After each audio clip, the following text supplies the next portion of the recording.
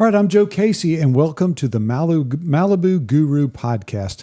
I am super excited you're here, and I'm super excited I've got Alexander Wurm here. Alexander, welcome to the Malibu Guru podcast. Thank you so much. Pleasure to be here. You know, all these are fun to me, but this one's going to be kind of fun because, you know, if I look at aviation, I look where you came from and where you've chosen to go to. It's a neat path that I would say is a path less traveled. If that means, in other words, we're going to talk about some airplanes that are that other people don't choose. You live in a place that other people don't choose to live, although they probably would love to live there. That just the path that you've chosen is a little bit different than other people, and you're using aviation for your own self, and you're using aviation for mission work that we're going to be able to talk about. Anyway, I'm super excited to talk to you about this, and I appreciate you giving us your time today. Likewise. Thank you. Okay. Hey, let's go back in time. Okay. When did you first look at an airplane and think to yourself, I could fly that? I was, as a little kid, I always wanted to be a pilot. Yeah. Yeah. My dad just wouldn't let me. And Really? Yeah. What was your first airplane to fly in? I think it was a Robin, actually. A Robin? I've never even heard of a Robin. It's a This has to glider be, tower, I think, is what it is. Yeah, it has to be over in Europe. Is that the deal? It's in Europe. Yeah, in Germany. So you got glider towing, and there's a lot of gliders over in Germany. My first glider flight was in Germany. I was over there on not a vacation. I was flying the simulator while I was deployed. Okay. I was deployed to Bosnia, and for a year I spent in Bosnia with the U.S. military. But there was a simulator for the Blackhawks that was over in Germany. Matter of fact, there's a couple of them. So basically, and I was the instrument flight examiner, so I had to come out of Bosnia. Ended up coming out of Bosnia 4 times a year because I was the instrument flight examiner, and took 3 or 4 or 5 soldiers with me, pilots with me, to the simulator where we gave. I gave them an annual instrument flight exam, which all military pilots have to have an annual instrument flight exam, and gave that in Germany in the simulator. Of course, it meant I got to come out of, the war zone, or got to come out of theater, and come over to Germany. So, and while I was there, I flew gliders. So it was, there's a lot of gliders. Yeah, there's a lot of glider action. Yeah, absolutely. Okay, so you thought it was cool there, but where'd you get your private pilot license? In Canada. Okay. In Vancouver, Canada. Vancouver, because you moved from, you've been a lot of different places, came from Germany originally, speak German. Yes. And decided, hey, I'm moving to Vancouver, Canada, and the aviation bug bit you, or you said, hey, I can finally do this? Yeah, pretty much the second. It really was a choice. I was sort of in my prime, let's say, in my 30s. I was successful. Sort of my successes started to happen in business. And, hold on, we're not in our prime, in our 50s? We're a wine that's aging and getting better. It's a moving target. Okay, anyway, I'm sorry, I had to go there though. So you learned to fly there. What'd you learn to fly in? What kind of airplane? Cessna 172. Okay, so very normal. Yep. Got your private, got your instrument rating in Canada? No, the instrument rating actually did straight away in the U.S. because in Canada, a lot of airplanes, and still to this day, that are used for training are the old steam gauges, and the G1000s were starting to come up. So I commuted quite a bit to Seattle to a flight school there, and got my instrument rating there. Okay, yeah. So you got a private, got an instrument rating, and then not long ago you decide I'm going to get into aircraft ownership. That's correct. What'd you buy? Well, actually, I started with a partnership first that didn't go so well in a Malibu 310. Oh, really? Okay. Yeah, and I did that for a short period of time. But I realized shortly thereafter that it's better to own your own aircraft. So, let me hit pause just for a second, because partnerships are they either go really, really, really good, or they go really, really, really bad. There's very few times that there's that middle ground. And I would say the numbers of really, really good are a pretty low percentage. Mm-hmm. And the ones that go really bad are probably a little higher than the really good, but still a low percentage. And most of them, in other words, it can go really, really bad really quick. And a partnership, and the best thing to do if you have a good partnership, as far as a partnership, is have an exit plan, to be able to get out of that thing and have it not blow up and be a disaster. And I was very junior at that time, so that was my entrance into aviation, really, and it seemed logically like a smart idea, but You didn't, pen to practice, it wasn't so effective. Yeah, exactly. Okay, and then you bought an airplane on your own. What kind did you get? It was a PA-46 350. Okay, so you got into the Mirage. So a 310, Continental powered, got into the 350. Did you like it? I did. I lived in the west coast of Canada at the time, and there's a lot of icing, and the amount of time of gray we have there was too much. And I have to say, like, I'm a cautious pilot. I'm a boring pilot when it comes to aviation, and so I didn't take out the 350 as much as I wanted to, just because out of an abundance of caution, because we can have up to 20,000 feet of cloud layers there. That's right. With plenty of icing in that category from +5 to -10, and it takes you a long time to get out of this in a Lycoming 350 engine. That's right. And there's no, and you can definitely have a place where there's no outs. I mean, if you're flying in icing, you want an out. Right. In other words, I can get to warmth below, I can get to super cool above. And in your part of the world, when you go around Vancouver, I mean, there's just moisture. 9 months out of the year, it's a lot of moisture, and a lot of times thick moisture, meaning the altitude at which you have a potential icing event is pretty thick. And a piston PA-46, I don't care which one it is, not a lot of margin. Right. So, but I mean, the airplane itself was a great flying airplane. So I love the performance of it. I love the ability you can go far with it at a very economical performance. So that all I liked about it. But yeah, I just didn't find myself using it as much as I would have liked to. Right. Yeah, just out of abundance of caution. That kind of took the fun out of it a little bit.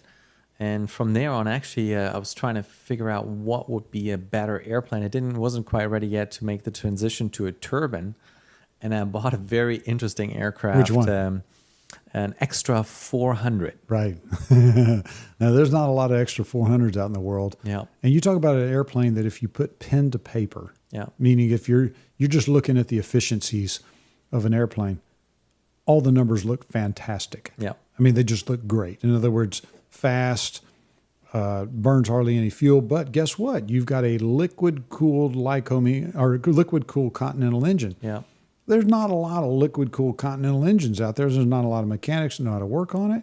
And you really end up with an airplane here that's kind of cool, a lot of interesting things, but do you really want to own it? And the answer is, if you're a margin person, if you're a guy that doesn't mind working on the extreme edges, then you might end up with a great airplane that's very efficient, but you better know what you're doing. And in this... the Extra 400 I actually did fly quite a bit, and interestingly, it was so well built that mechanics often gave it a compliment, saying, "I cannot believe how well built this airplane was." And it's one of the reasons that Extra didn't survive as well, is because the cost of the production was so high, and so. Yeah, it was definitely a very expensive airplane, I guess, from the manufacturer side, but a very nicely built one. But, the parts availability was difficult to come by. Certain mechanics didn't want to touch it. So that was a bit of a... But I flew it quite a bit. And for example, the Germans, they came up with stuff like, for example, Teflon-covered boots so that, the icing wouldn't attach that quick. Hydrophobic. Yeah. So... There was definitely had some really neat features to it that made it a really, really good airplane. And I flew it quite a bit, and I flew it usually long distances. Yeah. And so a good airplane, I think, I forget how many they made. It just wasn't that many of them, and very well built. Obviously, Extra makes the Extra 300, and what a great airplane. And they make a bunch of them well supported, but the Extra 400, they lost their support. It's an interesting study of, if you want an Extra 400, you're going to get to a place where you're going to study support from a manufacturer. And one of the things that I think that's a thread that kind of weaves its way through your story, is an older airplane purchase, but one that's still in production, is better than an airplane that is not in production anymore. In other 100%. words, you can end when the music stops. There might not be a chair for you, is the way I say it. You know, what I'm saying? In other words, there might not be a chair. And with the extra 400, you're really talking about an airplane, a certificated, German, well-built, great design, efficient as could be. You can load up 4 people and go a really long way. Very, very like performance to a Continental Malibu. Yep. But I'd rather have a Continental Malibu any day. One of the major reasons I'd rather have a Continental Malibu is still in production. Right. Meaning they're not making a Continental Malibu, but they're making the PA-46 still, and all the parts for it are still available. Right. Yeah. It's kind of an interesting. But you sold that and said, hey, I was very happy the day I sold it. We helped you sell that airplane. You did. And you know, for us to sell it, we're real good at selling airplanes. That's something we do well. We've done a lot. That was an airplane that was difficult to sell, and the reason why it was difficult to sell is because there's not very many people in the audience willing to buy that airplane. And so getting into it, you might get a deal. Getting out of it, you might lose your shirt. Yeah. So you got to be careful on something like that. But you got out of that airplane and moved pretty quickly into an airplane that's very much in production. You bought an M600. Yes, sir. And you moved out of Vancouver and moved down to basically the Caribbean, if I'm saying it right. Yeah, that's right. And it's working out. That's obviously a lovely place for you to live. And bought an M600. Yeah, so we live in the Cayman Islands, and we moved there. It was one of the moves I never regret. It's really a special place to be.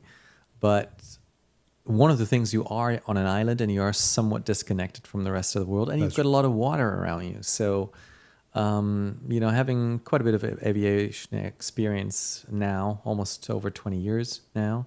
So I knew the turbine engine is the only way to go safely, at least. Right. So, exactly. And so there's something about whenever you look down and it's pure water, and if you go down, you go into the water, that airplane's going to the very bottom of the ocean, taking you with it unless you get out, get on a raft, you'll never see that aircraft again.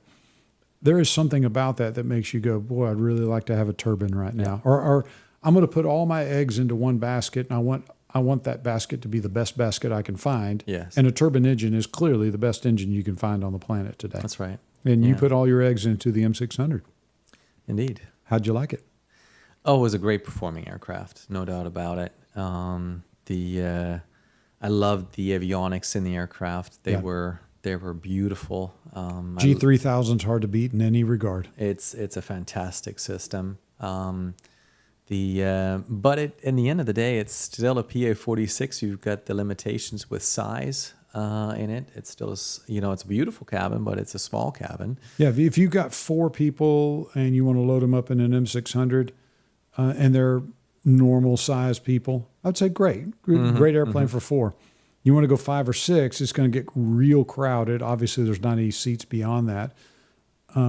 It's a great 4-place airplane. It's a okay 6-place airplane, but it's not really. I mean, there's 6 seats. As a matter of fact, I've got 2 girls. Exactly. And my wife and my son. Exactly. But when the girls like their shopping, so when we do a trip down to the States, and now you got 5 people on board plus bags, and you got one. You're getting kind of crowded. We made one day a decision where it said we're overloaded. That's right. So and one of us aviated home.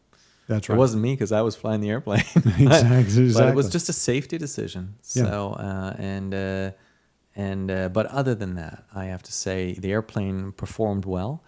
There was a little bit of trouble in the beginning. We had an autopilot issue where the autopilot just came off, and Piper couldn't find the problem. The avionics shops that I went to in South Florida couldn't find the problem, and I had to go back to one of the best avionics shops I know in North America, which happened to be in Vancouver, Canada, Maxcraft. Yeah, Maxcraft. By the way, a little shout out to Maxcraft, Steve Nunn. It's one of the shops. There's a lot of good shops, but you mentioned them. Let's throw them out there. Yeah, no, for sure. Steve's got a great shop. Yep, and I was with the M600 twice at the factory in Vero Beach, and they couldn't help me. They couldn't find the problem. It was Maxcraft that solved that problem at the end of the day. So, yeah. And another thing, let's just go ahead and talk about now, is that a great avionics system, which anything made by Garmin today is great. There are other great ones as well. I would say there are other good ones as well. Garmin's clearly the best. They got the best that's going on today. And hopefully some other people are catching them and surpassing them. Today, I think it's a Garmin. You got a Garmin panel, you got a fantastic panel. That does not mean it's a perfect panel. That does not mean everything works exactly right. That does not mean you have redundancy.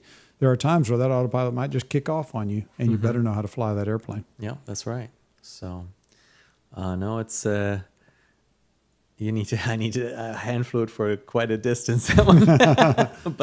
But in terms of the engine, that was never a worry. Engine hummed the never entire. a worry, and once Maxcraft fixed the problem, the airplane flew like a charm. Feel like a charm. Yeah, good. Talk to me, because I know the rabbit's in the hat on this one. Talk to me about radar on that airplane. So yeah, I mean, flying anywhere where you have weather, especially whether it's a lot of weather or embedded weather, probably my favorite feature in it was the radar. It has this automated threat analysis detection system that was at the time only in the G3000. And I have to say, the way that performed, it was worth every penny.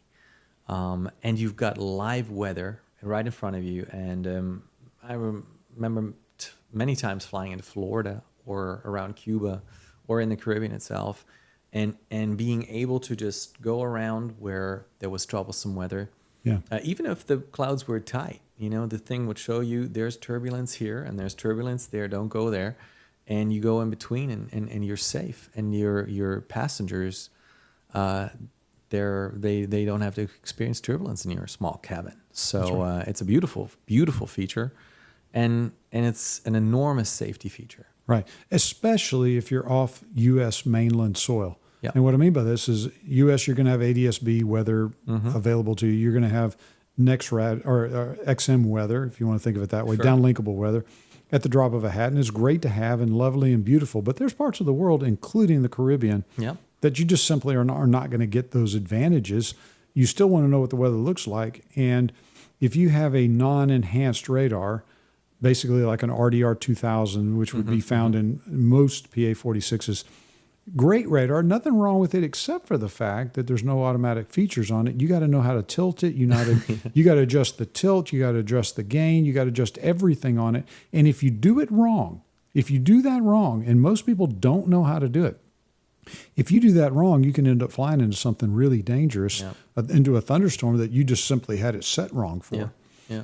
And by the way, I have to say thank you, Joe, because it was an optional feature with Piper, this radar, and it was because of you. Yeah, that's right. When you were buying your airplane brand new, you called me up and said, what do I want? And I said, you want this radar. You did. It's so good. You go to the auto feature on it. It will automatically choose the tilt. It'll automatically choose the gain.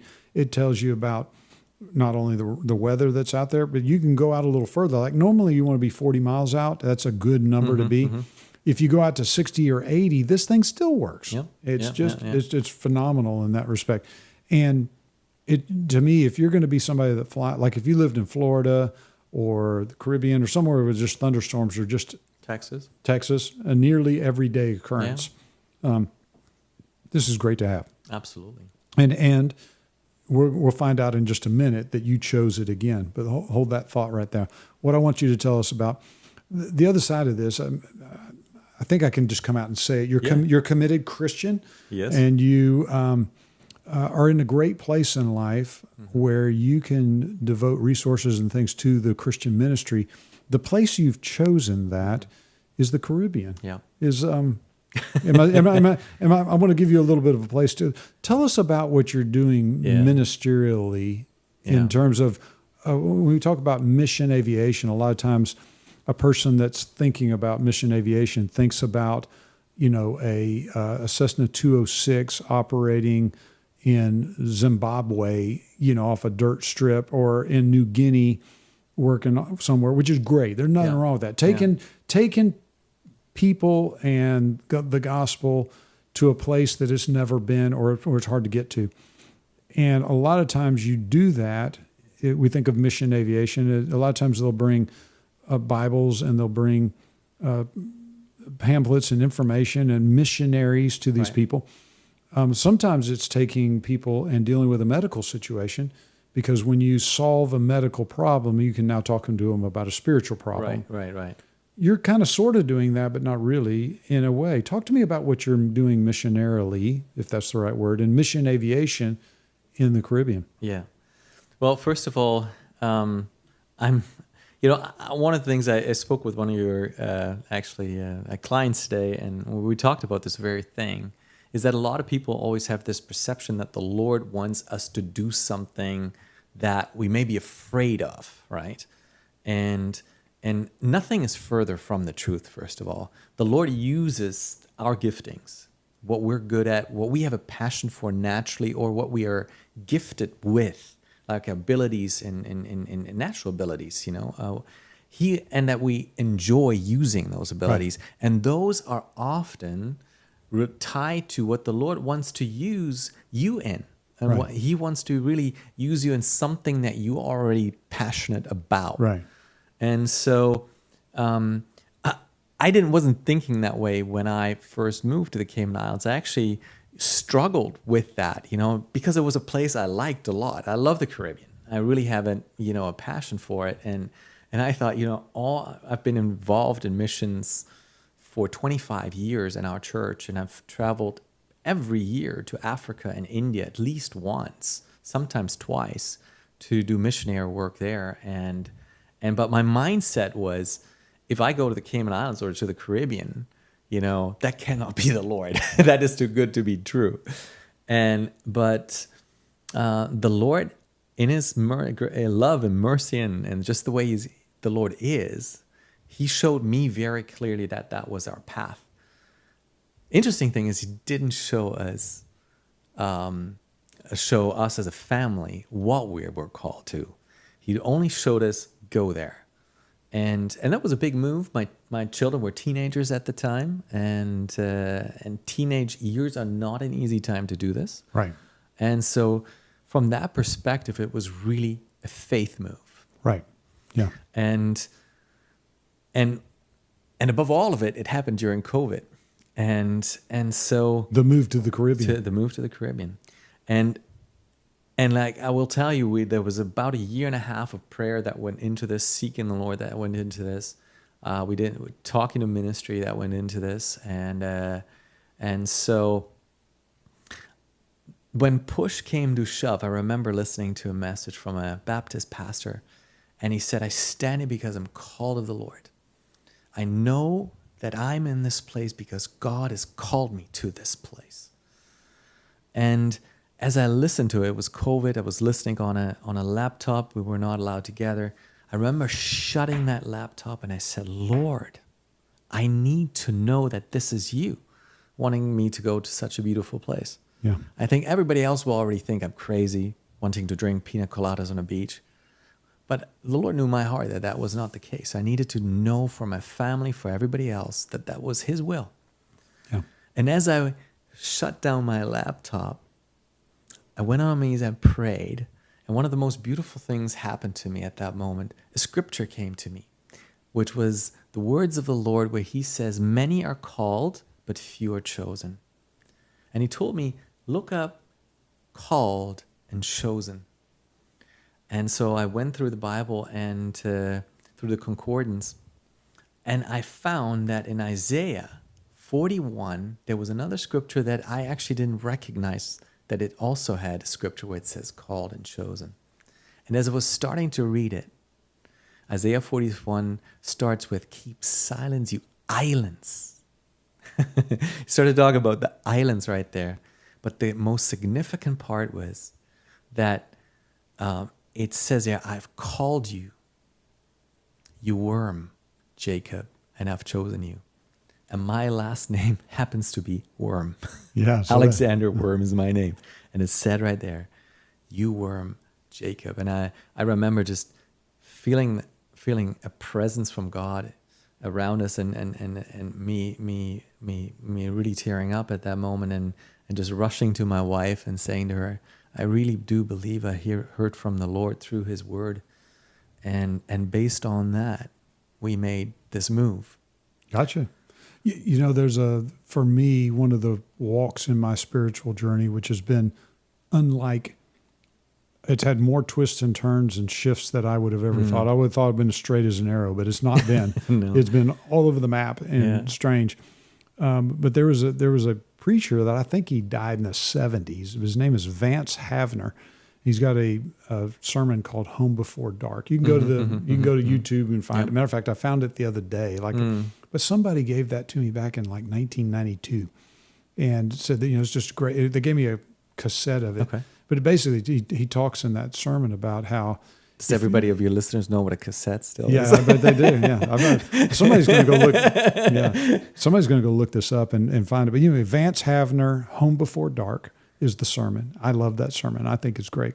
And somebody gave me that sermon. But one of the parts of that sermon talks about if you're called of the Lord, you're called of the Lord. That's it. There's no more discussion. There's It's not like you need a degree or a education or you need anybody else's approval or any.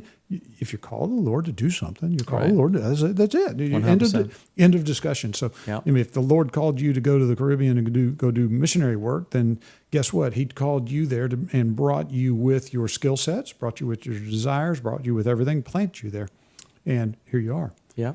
And indeed. Your mission over there is what? Tell us what you are doing with aviation. All right. So the organization I work with and I represent is a World Harvest called World Harvest. WorldHarvest.inc. If you want to look us up on the internet. Okay. So, and our organization has really two big values. First of all, is to bring the gospel to every nation in the world, and to preach it and do that through evangelism.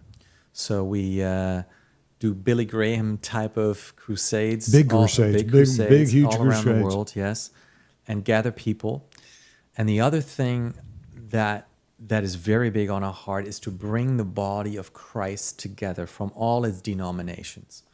And we see such a need for that. I remember last year we did a crusade in Peru, in Lima, Peru, and in San Juan de Lurigancho, it's called. It's a poor part of Lima. And our crusade director was telling us how tough it was to bring the churches together. As a matter of fact, two pastors there were so passionate, but not in a positive way. They almost got into a fist fight into our all pastors meeting as we were trying to prepare the crusade.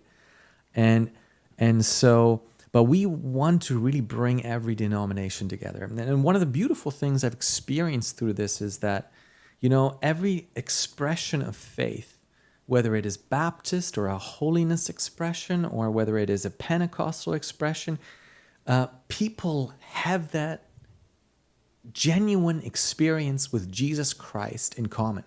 At one point of time, they got touched in their lives so profoundly, and it changed them.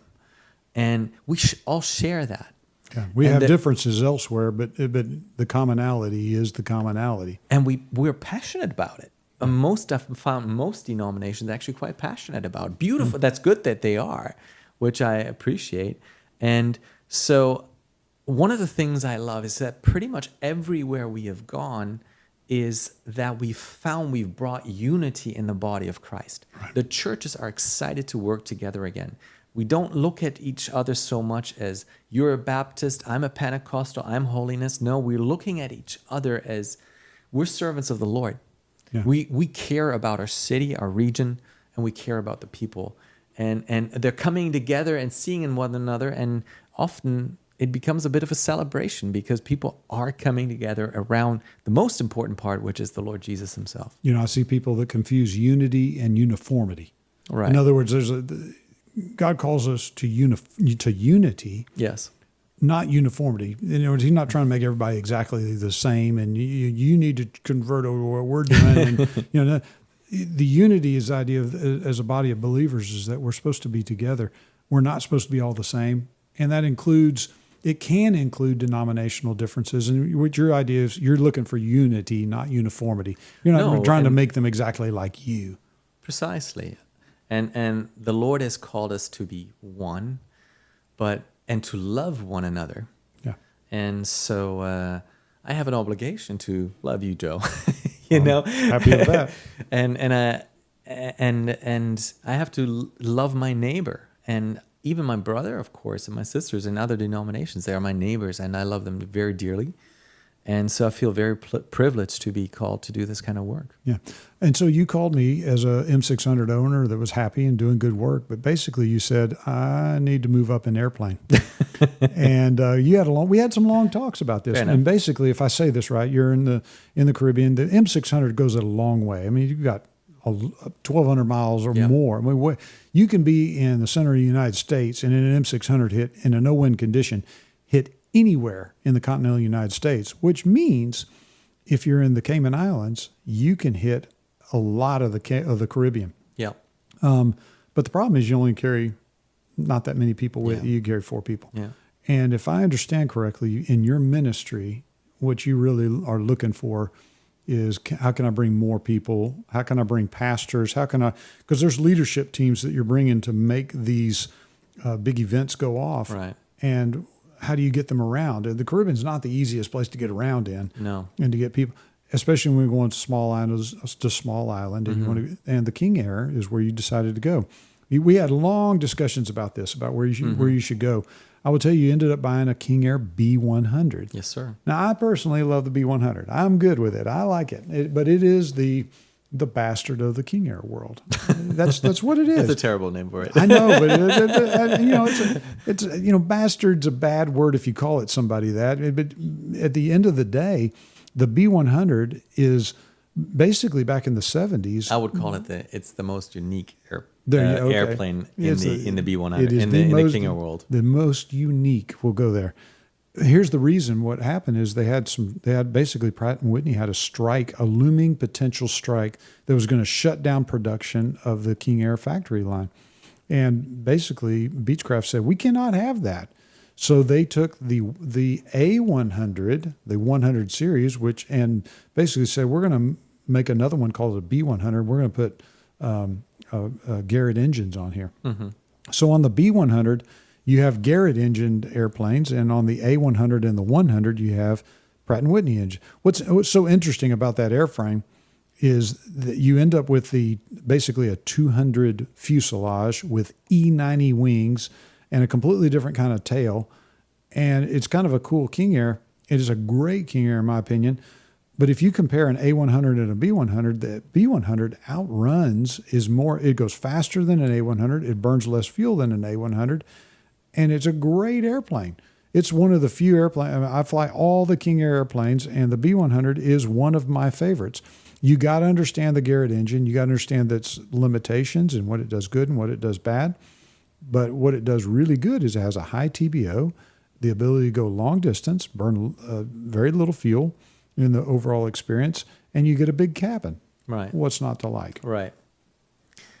Well, so I mean, in all fairness, I mean, it was a financial aspect quite to it. You know, there's a lot of money that goes into an M600 to buy. Yeah, the acquisition price on an M600, you're going to spend a lot of money to buy that thing. 100%. Yep.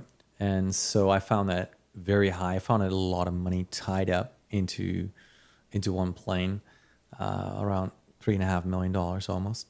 Yep. So, and these beautiful King Air B100 with you were mentioning it, has a size of a B200 interior. The only thing, it looks like a elongated King Air 90, quite frankly. So, but the cabin is just like a B200, it's spacious, big, and really comfortable, very comfortable. And so I was looking at the B200 first, and then speaking to you, we talked about it back and forth. We're trying to find an efficient airplane, and you mentioned the B100s, and they were to be had somewhere between $850,000 to $1.2 million, depending on how good they were. And So that is a lot less investment. So into something. So that was very attractive for me. Yeah. And so we found one together that has engines with 4,000 hours left on it. So Left on it. Left on You it. can't say that about a PT6. Left on it. They got That's right. 4,000 hours remaining on that thing. That's right. So we got a lot of value for little money, but I was prepared to invest time for new avionics and new interior, new paint job, and the money. Now there was lots of left to invest into that and to buy fuel.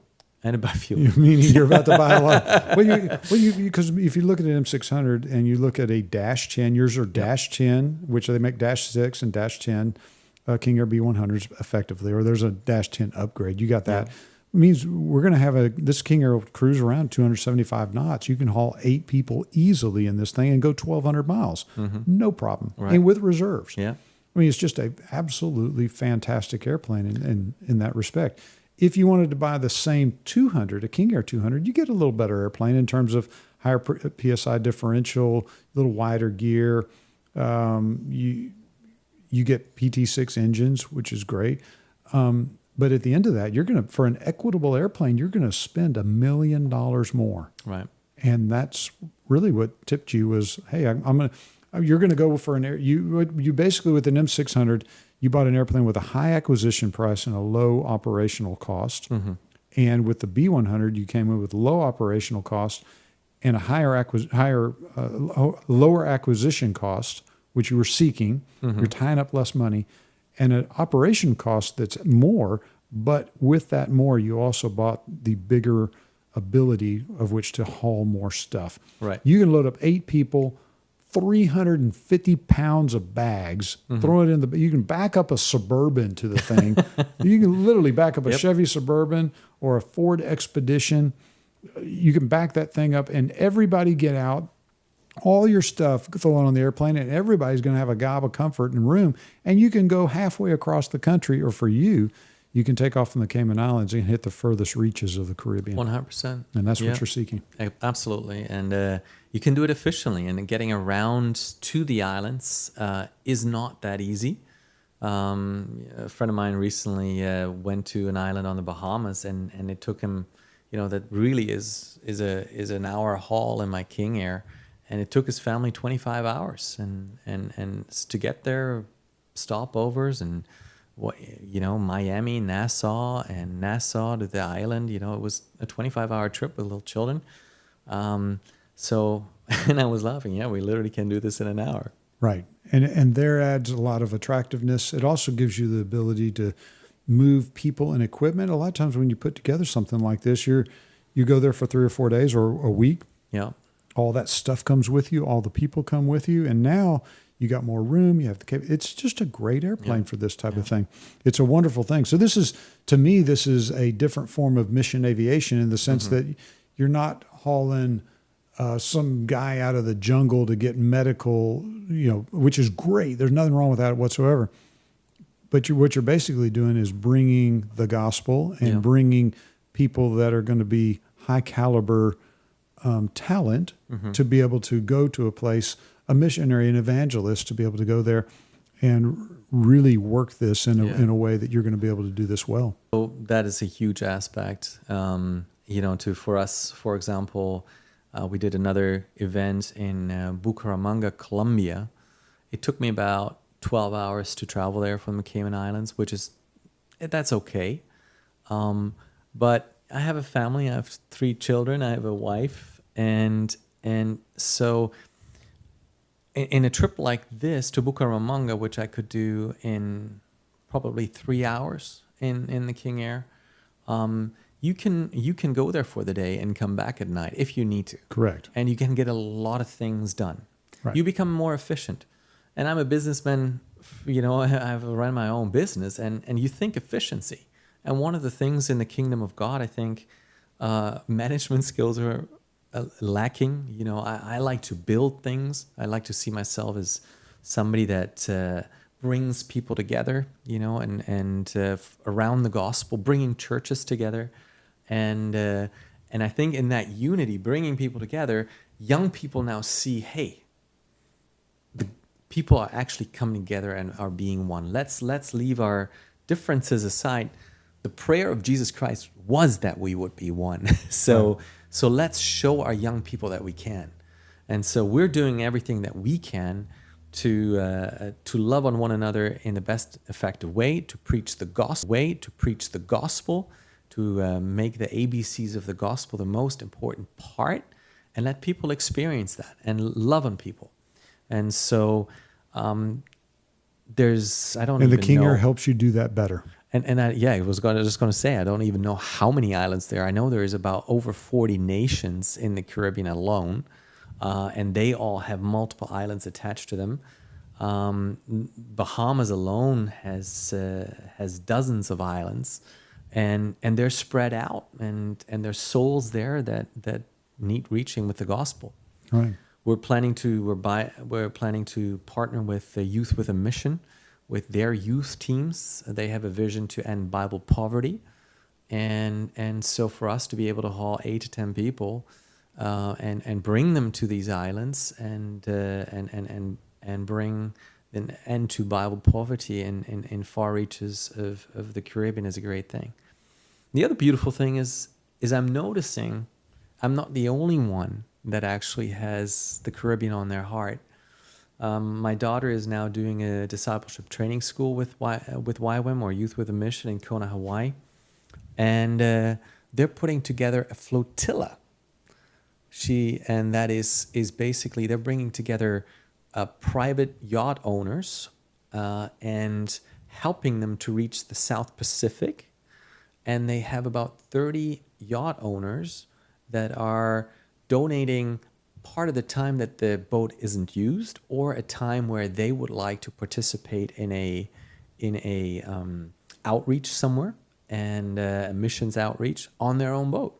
Yeah. And they're partnering with YWAM to do so.